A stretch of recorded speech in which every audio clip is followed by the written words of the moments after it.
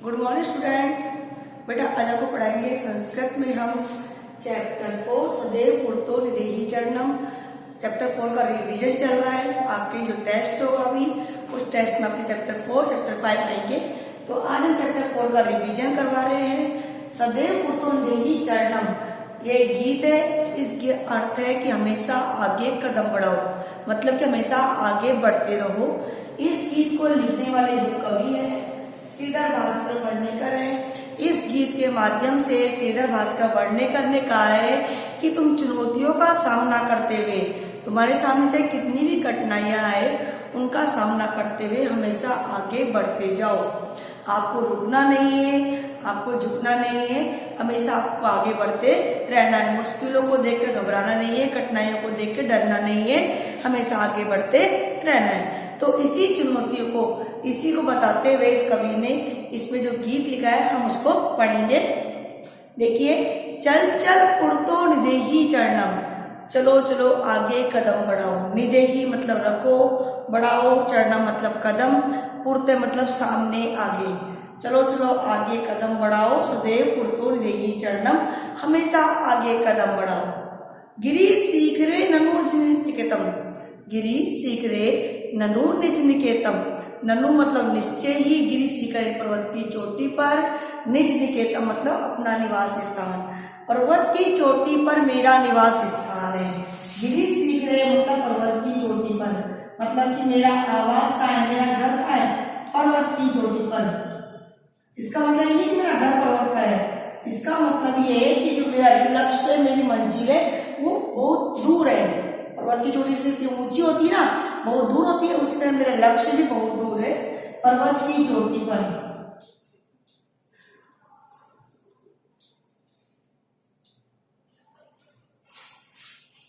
विनय व्यानम नगारोणम, मैं बिना साधन के ही, बिना यान के ही पर्वत पर चढ़ता हूँ।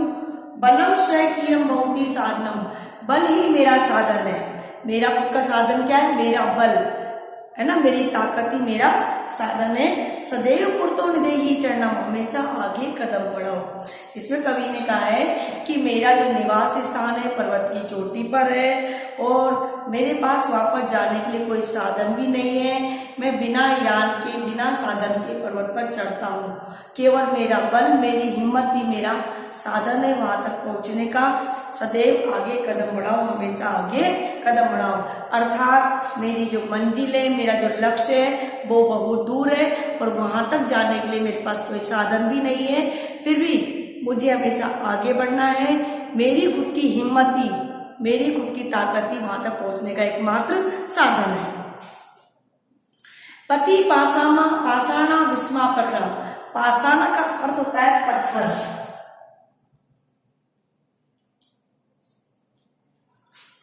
यानी बहुत सारे पत्थर, अनेकों पत्थर, अनेकों पत्थर मतलब बहुत सारे पत्थर बोल सकते हैं हम। रास्ते में बहुत सारे पत्थर है। पत्थर भी कैसे बेटा?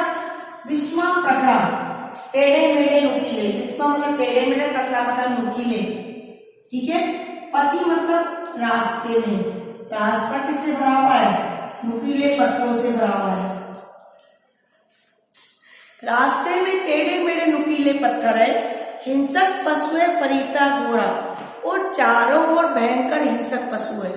रास्ते में क्या है? टेढ़े मेढ़े नुकीले पत्थर है, मतलब रास्ता भी समतल नहीं है, पथरीला है, और हिंसक पशु, चारों ओर क्या है? हिंसक पशु है।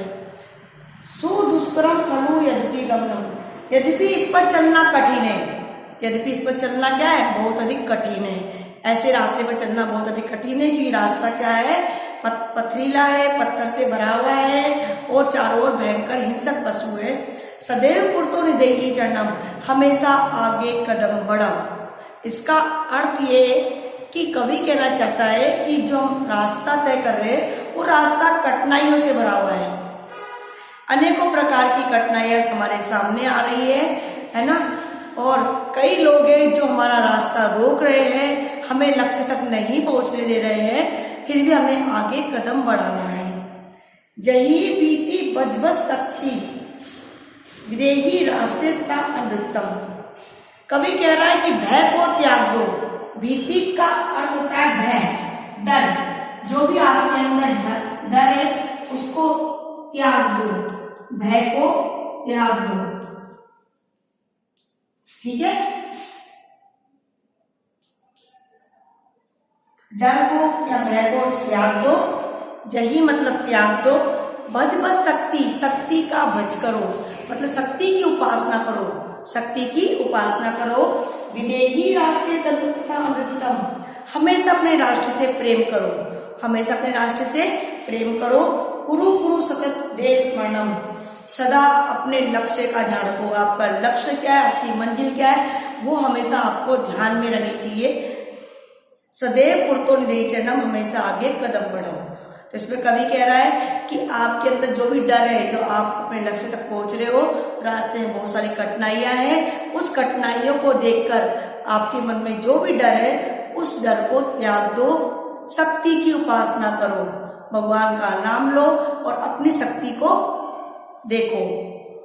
सदा अपने राष्ट्र से प्रेम करो और अपने लक्ष्य का ध्यान रखो, हमेशा अपने राष्ट्र से प्रेम करो और अपने लक्ष्य का ध्यान रखो। हमेशा आगे कदम बढ़ाओ, सदैव आगे कदम बढ़ाओ। तो ये हमारा गीत है, श्रीधर भास्कर वर्णेकर ने लिखा है। इसका मुख्य उद्देश्य, इस गीत का मुख्य उद्देश्य है कि व्यक्ति को कठिनाइयों को देखकर, चुनौतियों को देखकर उसे घबराना नहीं चाहिए। हमारे रास्ते में कितनी बाधाएं आ जाए, कितनी मुश्किलें आ जाए, उसे देखकर हम डरे नहीं, पीछे नहीं हटे और उन कठिनाइयों का सामना करते हुए अपने लक्ष्य तक पहुंच जाए। तो इसके वर्ड में देखिए, पुरतो मतलब आगे, निदेही मतलब रखो, गिरी सीख रे पर्वत की चोटी पर, निज निकेतन अपना निवास स्थान, विनय मतलब बिना ही, नगारोहणम पर्वत पर चढ़ना, स्वकीय मतलब अपना, पथि मतलब मार्ग, पाषाणा का अर्थ होता है पत्थर, विस्मा मतलब असामान्य, टेढ़े मेढ़े बोल सकते हैं हम लोग, प्रखरा मतलब नुकीले, हिंसा मतलब हिंसक, परियुक्त मतलब चारों ओर, घोरा का अर्थ भयानक, सुदुष्करम बहुत अधिक कठिन, जही छोड़ दो, भजो जाप करो, विदेही करो, अनुरुक्त मतलब प्रेम करो, सत्ता मतलब लगातार, और देश लक्ष्य का स्मरण करो, अपने उद्देश्य का स्मरण करो। तो बेटा आपको ये चैप्टर अच्छी तरह याद करना है। ठीक है, इस चैप्टर के वर्ड मीनिंग और इस चैप्टर के वर्ड मीनिंग, इस चैप्टर में जो लेखक है, जो कवि है, इस कवि का नाम आपको याद रखना चाहिए। क्वेश्चन आता है कि आपके सदैव पुरतो निदेही चरणम जो चैप्टर है, इसके कवि कौन है, श्रीधर भास्कर वर्णेकर है। दूसरा क्वेश्चन है कि ये कवि कैसे राष्ट्रवादी कवि है, कैसे कवि बेटा, राष्ट्रवादी कवि है।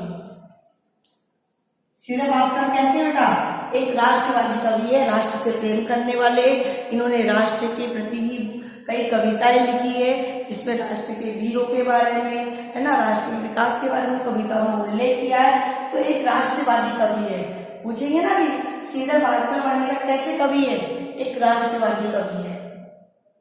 ठीक है, तो आपको इस चैप्टर को इसका लर्न करना है, इसके वर्ड मीनिंग याद करने, इसके लेखक का नाम, कवि का नाम, और इस चैप्टर में क्या बताया गया है कि कठिनाइयों को देखकर, मुसीबतों को देखकर, मुश्किलों को देखकर व्यक्ति को घबराना नहीं चाहिए, हमें सारे कदम बढ़ाना है। तो बेटा आज के लिए इतना ही काफी है। कल आपको चैप्टर 4 और चैप्टर 5 का रिवीजन करवाएंगे, उनके क्वेश्चन आंसर्स करवाएंगे। तो आप लोग चैप्टर 4 अच्छी तरह लर्न कर लेना। Thank you.